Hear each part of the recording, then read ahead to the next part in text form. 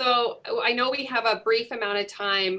We'll try to be as succinct and efficient and quick as possible. By way of introduction, my name is Nanette Gilbertson. I work for a association management and government relations firm in Helena called Smith & McGowan. And we have been the lobbyists for the Montana Advocates for Children for quite some time. And then my colleague, Rebecca Myers, started contracting with Smith & McGowan, and we're working collaboratively. And I'll let Rebecca, you introduce yourself. Yeah, hi, good afternoon. Thanks for giving us some time. My name's Rebecca Myers. I'm also a contract lobbyist, and I live here in Helena. And I am kind of partnering up with the Smith & McGowan team on a couple of different things. I guess I would just share the PowerPoint that you see in front of you. Nanette and I have worked hard to come up with.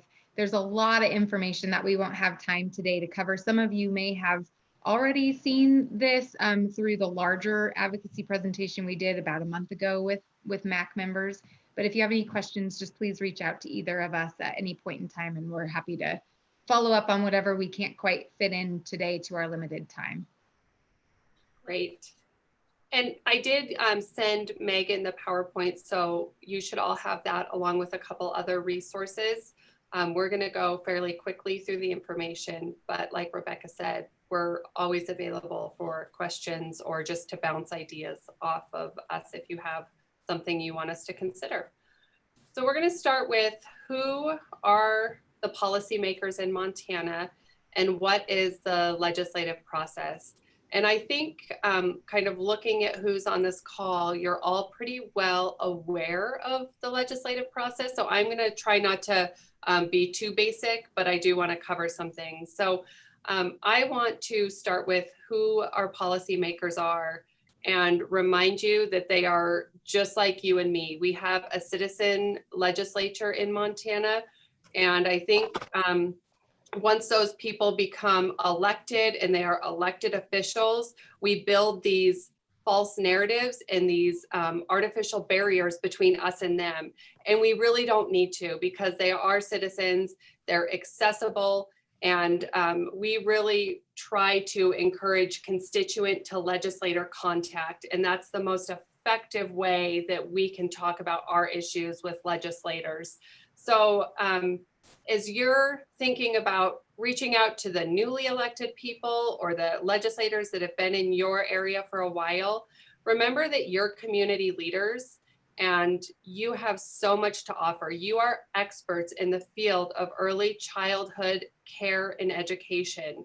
And likely your citizen legislators are not. They're farmers and ranchers and tech people and restaurant owners and any number of things. Not very many childcare providers or early childhood experts. That's you. So I just want to empower you to be the expert, and don't be shy about sharing your expertise. And then moving into the process, you will have so many opportunities to share that expertise and to contact your legislators throughout the process. In Montana, as you know, we have a 90-day session, and it's every other year. So we get going on our biennial session in 2021.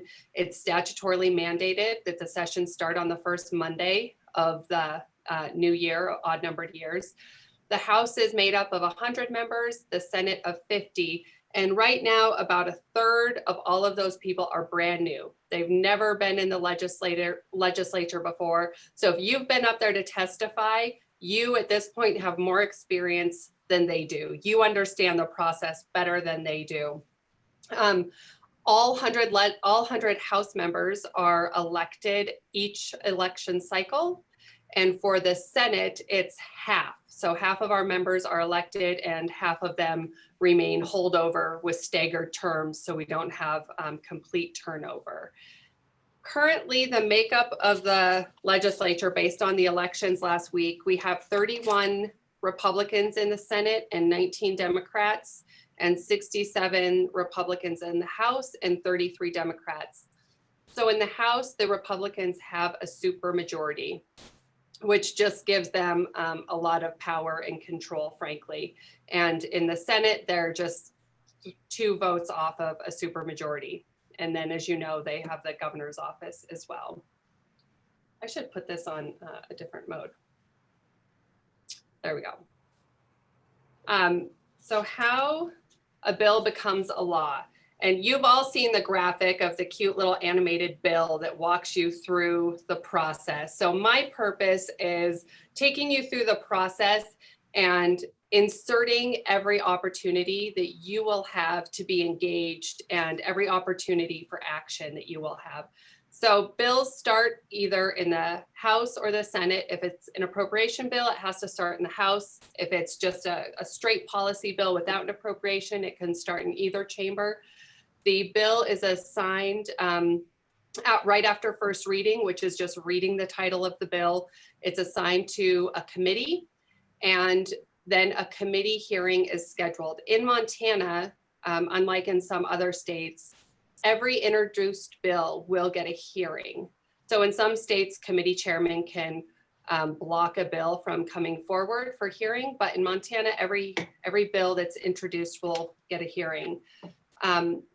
That's our first opportunity for input. When we have a hearing in the committee, there is substantive debate. Each side has the opportunity to present their arguments. There's a lot of Q&A, and depending on the number of people who have come to testify and the number of bills that particular day, the committee chairman can limit your testimony. So as far as an opportunity for action, we will reach out. We'll ask you to contact specific committee members. We'll ask you to call them, write letters, email, or show up in person and testify. And whatever it is on that spectrum, we will prepare you from going over testimony with you, if you want that, to telling you where to park and where the coalition is going to meet to make sure we're organized and succinct and we have a good presentation. The committee can either, they can kill the bill, table the bill, pass the bill, or amend the bill. And in Montana, we always say that bills never really die. I would never tell a client, don't worry, that bill's dead. I always still keep an eye on it, because most bills, if they're not going to be passed out of committee, are just tabled. And a tabled bill can very easily come off of the table. And we have a lot of deadlines in Montana for our certain types of bills, but there's also a lot of workarounds to kind of subvert those deadlines if someone would want to. So if the bill passes, then it goes to the first chamber for second reading. That's another opportunity for action. We're going to ask you, we're going to match you up with your specific House members, supposing this bill started in the House, and kind of give you guidance about when we need you to contact your legislator, how we need you to do it, and what our message is. So we're having a cohesive message going to all 100 legislators. During second reading, the entire chamber has the opportunity to debate the bill and make amendments if they so choose, and then vote on the bill. And then if a bill passes on second reading, the following day, the bill has third reading, in which there's no discussion. It's just an up or down vote by legislators. But again, it's another opportunity for advocates to engage with legislators. It's not unheard of to kill a bill on third reading that passed on second reading. So again, we would reach out to you, very specific. We need you to contact this legislator by this time with this message on this bill. We will make sure that we're having you as constituents, or whatever the grassroots organization is, contact a specific legislator. It does us no good to have one person contact 100 legislators with a form letter. It also does us no good to have 20 people contact one legislator with a form letter. By the time they're reading the second one, they just throw the whole stack away. It's just not as meaningful as when it's you, a constituent, to the legislator in your community. So if a bill passes, then on third reading, it goes to the second chamber, and it starts that process over again. So there will be a hearing in the committee, there will be second reading, there will be third reading, then potentially if the two chambers can't agree, it goes to a conference committee, and then the bill eventually will make its way to the governor. So I went over that really quickly, but in the entire process, there are 7 to 8 opportunities that we potentially, as your lobbyists, would reach out and say, we need action on this bill. And it's worth going through the process because a lot of times we reach out once, people do their job, they send their message and they say, I'm done, I did it. And then we reach out again and people think, no, I already did this. I don't need to do it again. But we will try to be very explicit in communicating with MAC or with you or any grassroots group saying, here's where we are in the process. Here's the direct ask. Here's what we need you to do. So that's a really, really brief overview of the process and all of the steps along the way in which we're going to ask you to reach out to your legislators as advocates. And I'm going to turn it over to Rebecca now. She's going to talk about building the relationship with your legislators. So at all those points in the process, when we ask you to reach out to your legislator, it's not a cold call. You've already established some kind of a relationship. So I think, Rebecca, I'll try to get you to the right slide. Yeah. Tell me if you want me to move through. I'll try and follow you. Well, so just so everyone knows, there are several slides that are included in this PowerPoint that talk a lot about building the relationship, the importance on your end as advocates and experts in your communities in doing that. And then also several slides that reference just how you can communicate and how you can start that. So I'm going to kind of talk about the highlights that I think are maybe most relevant and of most importance, but please keep in mind that there are just a lot of different ways you can do this. And if you have any questions, again, for those of you who've not ever communicated or reached out to your legislators, it may feel daunting. And part of my job and Nanette's job is to ensure that you feel confident and ready to be able to go out and do that. The other thing I will point out, and then Nanette, I don't know if you have this on your screen, maybe towards the end we can show it, but you should have also seen a draft like introduction letter. And we'll talk a little bit more about that as a tool that you all can use in order to have some of this longer standing communication and initial outreach with your legislators. And so I guess I would just say that, you know, one of the most important aspects of advocacy work, in my opinion, is really building up these relationships with lawmakers. There may not be any more important piece of this puzzle as we think about advocates and the work that all of you are doing in your communities. Some of you may already know your legislators while others may not. But what's most important right now, given the time frame we're at and with the upcoming changes to the administration, and as Nanette pointed out, the several new folks that we're going to see, the more we can try and connect with these legislators now before the session starts, the better off we'll be long term. Once the session starts in January, they're going to be bombarded with information and requests. Especially this year, we don't actually know what the legislative session may look like. We're not sure how many people will be in the building, and these new legislators in particular may not have any access to the folks that they typically would, who they would consider to be their resources. And, you know, the important thing is once you've established the relationship, the goal is that then your legislator in your district is more receptive to communication from you, that they'll open your emails, they'll respond to your phone calls, and they'll come to see you as an expert and someone they can trust in your community as a voter, as a constituent. And, you know, sort of to Nanette's point, or directly to Nanette's point, they are people just like you and I. They may not have policy background, they may not have worked in political science, they're interested in their community, they have relationships. For some of them, this is their first time working in a world like this. And so they would much rather hear from you as experts in your field than from anyone like Nanette or myself as lobbyists. I think it's really important to hear that you all play such a critical role, perhaps even more than Nanette and myself in some ways. And keeping in mind that you are the expert, they know that you are the expert. And as long as you believe that and know that, then the information you share with them is often really meaningful. And so how do you even begin building a relationship like this that may feel daunting with people that have a lot of power and leadership in your community? There's a lot of different ways that you can do this to grow those relationships. I will say it takes time. It's not necessarily something that happens overnight, but there's never a bad time to start. And so, most legislators tend to be a bit more accessible during the interim. Those are the months that take place between the legislative session. So we're kind of coming to a close for this particular interim.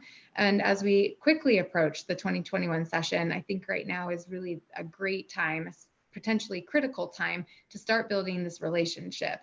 And Nanette and myself have been working closely with MAC and other coalition members and stakeholders of yours to start developing some really strong messaging and key talking points that really highlight the work you're doing, who you all are, where you are, and why it's so important.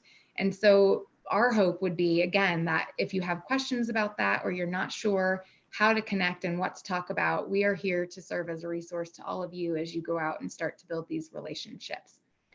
So the two most common ways to connect with your legislator, of course, is through email or phone. I don't know that one works better than the other. Sometimes it's just a matter of who they are and how they tend to respond. Once you get to know the legislators, you can also send text messages. A lot of times that's how I'll communicate with folks, particularly when we're working on a specific bill. And as I mentioned, I don't know, Nanette, if you're able maybe at this point to pull up the draft letter as she's doing that. So part of what we have created is a draft introductory letter, and that is meant to serve as a tool for all of you. I will point out that there is a couple of things that you would need to update and make local. But for the most part, this letter that hopefully you've all seen and that we can pull up here in a second is can you find it? I can probably find it. Yeah, I think I've got it. Okay. So this letter is meant to serve as a tool. It can be an opportunity for you to literally copy and paste the information directly in. There we go. I hope everyone can see it. So my hope would be you can take a lot of this information and just literally copy and paste it directly into an email if you wanted. You can see on this letter, there are some things highlighted in red, and that is my way of helping you all understand the pieces that may need to change depending on who you are connecting with. As Nanette mentioned, standardized letters to 150 legislators generally doesn't go a long way, but what does go a long way is sending a letter that is somewhat tailored to your community and the work that you all do. And so what we've tried to do is create that here in this letter. There are citations at the bottom in case anybody asks about that. You don't have to use this letter. It's simply just an option. The other thing you can use it for is if you're going to make some phone calls, if you're more comfortable doing that, it certainly helps you think about some talking points, some of the key pieces that you want them to walk away with. And again, often trying to think of something tangible to leave with them when you are talking with them or trying to meet with them. Fact sheets, any information that you may have as it relates to cost savings in your communities, all of those things are really important to legislators, and you are the experts in your field. I will point out quickly, so what you see here on the screen is the policy priorities that we've been working with MAC on. Now that the election results are in, I think that we may need to shift gears a little bit given the political landscape, which we'll talk about in just a minute. But this is a great example of something you could actually bring with you if you were to sit down with a legislator. I know COVID makes that very difficult right now, but it's also something you can attach when you're reaching out via email. And what we've tried to incorporate here is just some of the high level concepts that are most important to early child care providers like yourselves. I think that those are the main talking points. I guess I would just wrap up the fact that it's just really important for all of you to recognize as advocates how important it is that you speak out.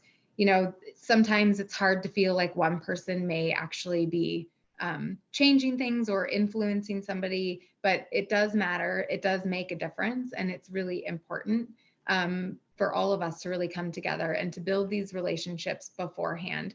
They want to hear from you. They are expecting to hear from you. And I always say the rule of thumb is if they've had contact from you 3 times, that's when they actually start to remember your name and who you are in the community. So again, it's not something that's going to happen right away, but it's certainly worth starting to make those connections now. And I think there's also a sense of accountability. We want our legislators to be accountable to the citizens in Montana. And if we don't speak up and they are able to cast their votes and they say, we never heard from anyone, I'm casting these votes, I didn't hear from anyone, then we have not done our part. So even if you think to yourself, well, I know that Senator Smith is not going to vote for this, it's still incumbent upon us to let Senator Smith know that people in the state of Montana and in his district are either opposed or in support of a certain policy. So there is a level of accountability there for us as advocates and lobbyists and for our legislators as well. Yeah, and sometimes, again, it can feel daunting. These are people that tend to have power and a lot of responsibility sometimes in their communities. And they may feel like they're in a separate pool of people, but they really aren't.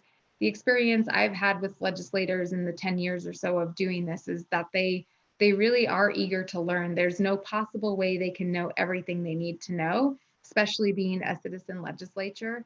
And the way I think of it is if we don't start to share this information, there's absolutely no opportunity for change.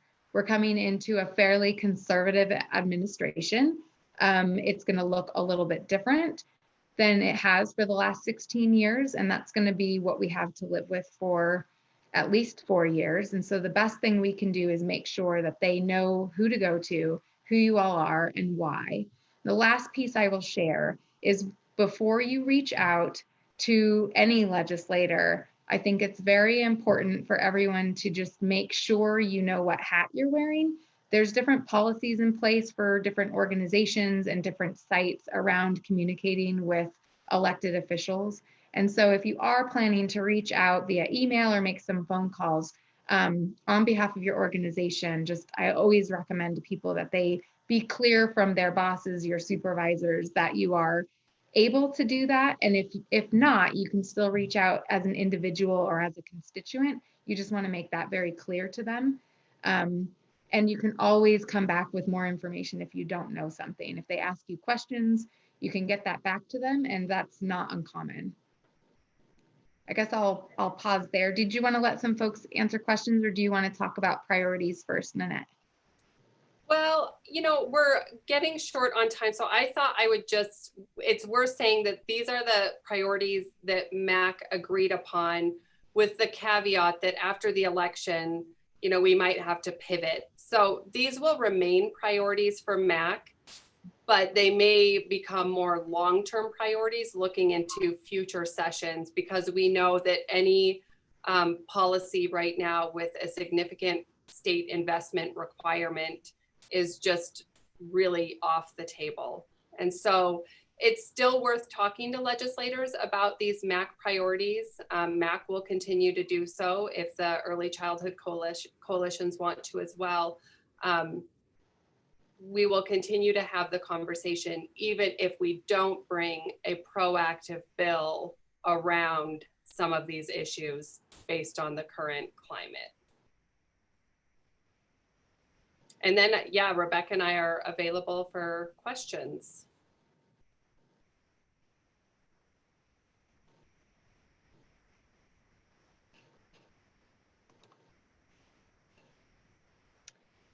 It looks like there's one question in the chat. What is MAC?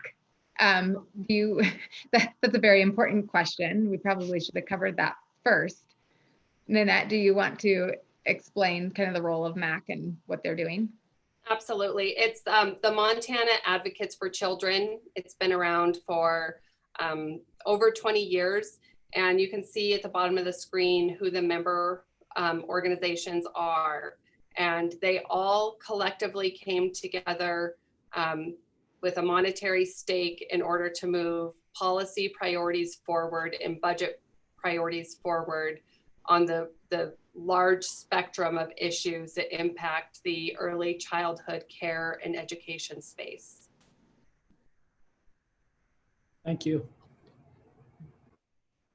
Sorry, I guess we assumed that everyone was, everyone knew what MAC was. Nanette, have you heard anything about whether, I mean, I know you probably, it's way too early to know, but are you hearing anything about session being virtual or live or both? We've heard all kinds of rumors. I mean, we've heard the rumors from they'll gavel in on the statutorily required day in January and then do the budget session and or take care of the budget, which they have to do per the Constitution, maybe in 30 days, and then recess until summer or fall when there's either a vaccine or COVID has dissipated. We've heard that they might gavel in and then immediately gavel out and take a long recess again until COVID has dissipated. We've heard that it will be a hybrid session, some remote, some in person. We've heard all legislators will be in the building, but advocates and lobbyists won't be. And we've heard that based on the recent election and who will likely be in leadership, that it's just going to be business as usual.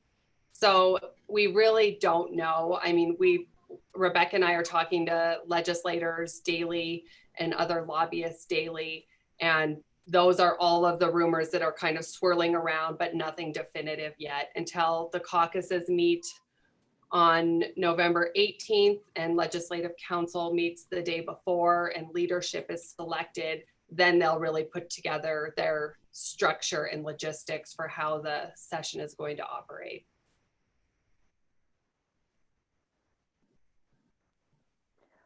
Thanks. I didn't think we had a definitive. I was just wondering what you were hearing.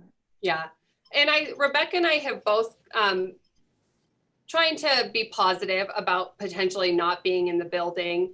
If it is virtual, it may well open the door for much better opportunity for advocacy from people all across the state. During the interim, it was really the first time that we did Zoom interim committee meetings. And we just had great participation, great discussions. So trying to look at it in a positive way, you know, maybe it opens the door for people who can't take an entire day off work or 2 days off work and then sit in the Capitol for 4 hours for their 3 minutes in front of a committee to just log in via Zoom while they're still doing their work, say their piece, and then be done. So potential opportunity, even if it's virtual. All the more reason to do some of this initial outreach and start communicating now, especially since, you know, with a third of them being new, we can have some assumptions of where some of them might be, but it's really hard to know how they're going to vote, who they're aligned with. But they are coming in fresh, and they're just, it's a good time to start talking with them now before they start aligning with different parties and different groups within the Legislative General Assembly. And what we didn't send out to Megan was the compiled list of the 150 legislators in the state. I can send that to Megan to forward on to all of you, and then you'll have it. Right now, the information there is basically their campaign contact information, but they'll be checking that for quite a while. So then you can, you know, you're all in Helena, and you can see who you know or who you want to reach out to for the legislators in Helena. That would be wonderful. And then Megan can attach it to the notes coming out. Thank you so Right. much. Yep, I'll do that before I leave today. Can I ask a quick question? I was on the Zoom conversation as the committee, the interim education committee, considered the pre-K bill, and just a we don't have to spend a lot of time on this, but it was intriguing to me, and I'm new to Helena, I've been here a year, as all the legislators on the committee shared their approval, but I'm curious why they voted then not to share it, to present it as a committee. And the only assumption I can make is, the funding question. Maybe they thought it's just not going to pass because of the funding question.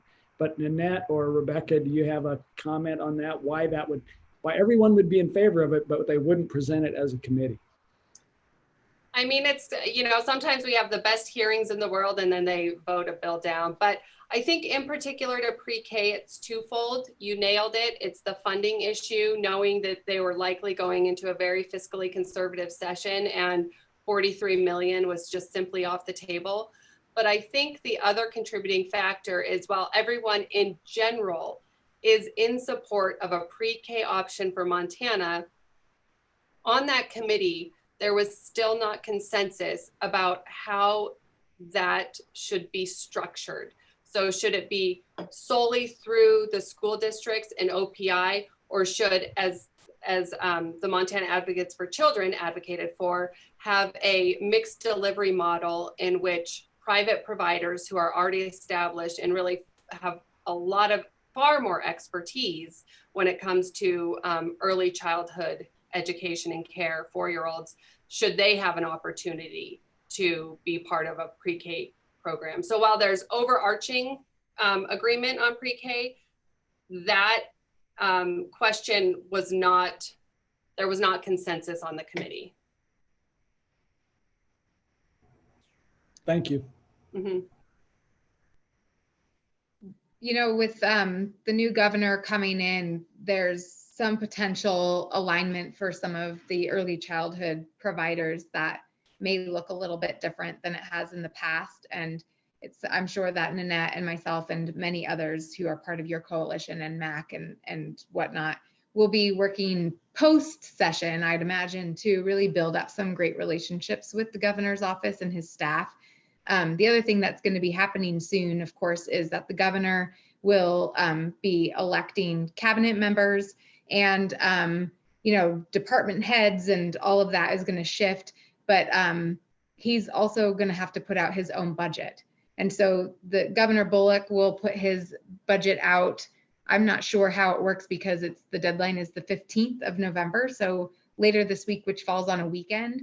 So we might see the governor come out with his budget on Friday or perhaps Monday, but then the governor-elect will have 30 days to then submit his own budget, which I'm sure he's already working on.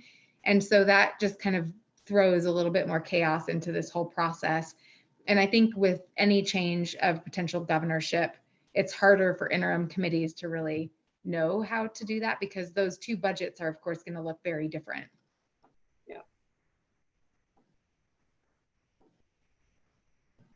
Does anyone else have any questions or thoughts on the PowerPoint that you all have? I believe Nanette and my contact information is provided. Megan, of course, has all of our contact information, but please let us know if you have any other thoughts or questions that come up. And I would imagine you'll be hearing from us in the next few weeks as we kind of finalize the priorities for MAC based on election results and update contact information, et cetera, as that information comes forward. Thank you for the opportunity to join you. Thank you for coming. That was very insightful. I can never hear it enough of how the process works. I still think every time I see you up at the Capitol, I always ask, now where does it go from here?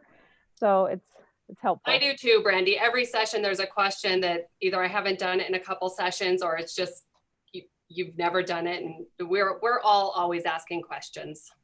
It's a convoluted process. Yes, it is. Yep. If there's no other questions for Nanette and Rebecca, you're welcome to stay on for the rest of our meeting, or if you need to go, that's okay too. I think I'm going to say goodbye. I wish you well. It was good to Thank see you. everyone's faces, and I'm sure we'll talk soon. And thanks, Megan, for setting this up. Thank you, guys. All right. Have a good rest of your meeting. Thank you. Okay, so let's jump back and let's just do a quick round of introductions. And then if you have any agency updates, try to keep it to a minute if possible. That would be great. So I'm starting at the top of my screen. Jeff. Hello, Jeff Busher, 0 to 5. In terms of updates, we continue to meet with child care providers and kindergarten teachers across Helena School District. And there are some other discussions going on related to our anchor organization. And that's kind of a TBD right now, to be determined. We'll see how the week goes or the month. I just have a lot of questions. And I'm going to mention Rebecca Hargis is also with me back here. Rebecca, you want to say hi? I don't know if you can hear me or not, and nod if you can. Yes. Okay, Rebecca Hargis, Elevate Montana Helena affiliate. We have a lot going on, but first and foremost is that we just completed the online survey. Everybody tells me that 337 responses is good, so I'll take that. And hopefully within the next month, we'll roll out all the data in a manner that everyone can understand. And I want to say thank you to everyone that participated and passed it on to others. Is that all you have, Rebecca?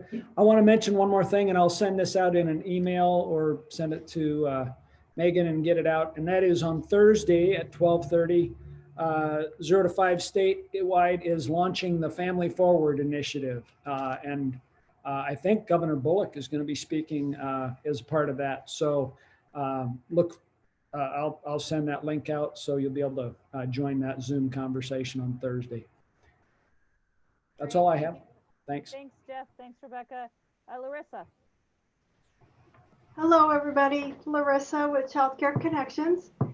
And I guess I just wanted to state that I am presenting a training for providers next Thursday about advocacy. So hopefully we can get more voices to help us with our mission here. Great. Thank you. Jacqueline. Hello, Jacqueline, Lewis and Clark Public Health. See, I don't know that we have any real big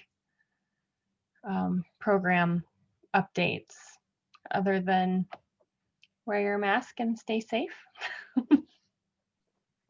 So that our staff can keep doing their programs and don't have to get pulled to do other work. Did you guys get your WIC waiver? Are you got through December? Yeah, so actually, yes, the waiver to be able to do WIC remotely has been extended through the duration of the National Public Emergency Declaration, which is revisited every 90 days. And at whatever point in time that they no longer renew that, if that's the right word, then we will have 30 days to go back in person for WIC. And then home visiting, we are still doing all home visiting remote as well. Perfect. Thank you. Pam? Hello, everyone. Pam Ponich with DPHHS Addictive and Mental Disorders Division, and I'm just popping in to try to stay in the loop. I know Dana's here, so she can talk about where we are with the maternal mental health task force. We were all on a pretty wonderful conference this week through Healthy Mothers, Healthy Babies. Which I'm still pouring through some of the sessions that I missed, but it was really wonderful. And maybe Dana want to say more about that, but just glad to be here and see everybody. Thanks, Pam. And Dana, you're next. All right. Good afternoon, everyone. So I'm Dana Hillier. I'm a psychiatric nurse practitioner in private practice. So I don't have any agency updates, just that I'm always inundated with clients. So I don't know if you wanted me to do anything about the maternal mental health task force update right now, or if you want me to wait. So I'll let Brandy answer. Why don't that. you wait? We'll do task force updates as soon as we're through. Okay. Individual.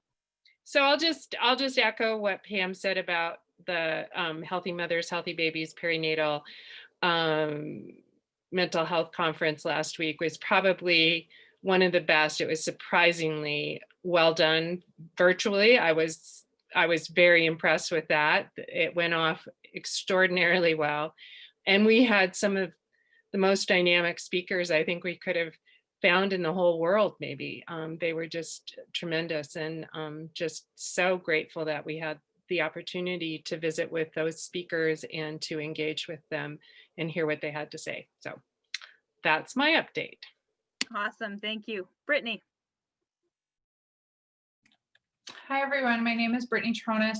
I've seen a couple faces before. Some of you guys are new to me. I am new to this group. I am the new Early Intervention Services Manager for Helena, Butte, and Bozeman for Family Outreach. And for us, we still are providing services. They are by tele-intervention, remote. We're not seeing families in their homes, but we are providing services by any means necessary. If it's just a phone call, if we can get them on visual, obviously that's preference, but if not, we are meeting them just by a telephone call and providing services. So if any of you have 0 to 3-year-olds that you would like screened or have concerns about, send them our way. My intake coordinator out of Helena is Erin Carr. Most of you probably have heard of her before. She's been with us for quite a bit. So thanks for having me as part of the group, and I look forward to being a part. Thank you so much. Is it Sarah Beth? Yes. Hi, I'm Sarah Beth Upson. I'm the Perinatal Behavioral Health Program Officer in the Medicaid office in the Member Services Bureau. So, but I work really closely with AMDD with Pam. So my program is also known as the Meadowlark Initiative, and that is where we provide care coordination at 15 different sites across Montana right now, primarily in hospitals. And we are in the process of basically starting to get applications in and then reviewing applications for cohort 4. We're hoping to have probably 4 to 6 pilot sites for that. So that should be pretty good. And that's run through the Montana Healthcare Foundation. We have a partnership with them. And we just signed a contract with Frontier Psychiatry. They're going to be our contractor on the HRSA grant to provide psychiatric teleconsultation services to prescribing providers who are seeing women in the perinatal period. So that's going to be starting up ideally by February 1st. We'll see. Things are a little bit slower just because of COVID, but we have some pilot sites that we've reached out to, and we're hoping that they're going to be really engaged. And then our goal would be 6 months after we start to be statewide. So then any prescribing provider can call in and speak to a psychiatrist who can provide them with guidance if they're serving women in the perinatal period. Great, thank you. Emily? I'm Emily McVeigh, Executive Director of United Way. I don't have any updates besides what Jeff shared. Thank you. Jane?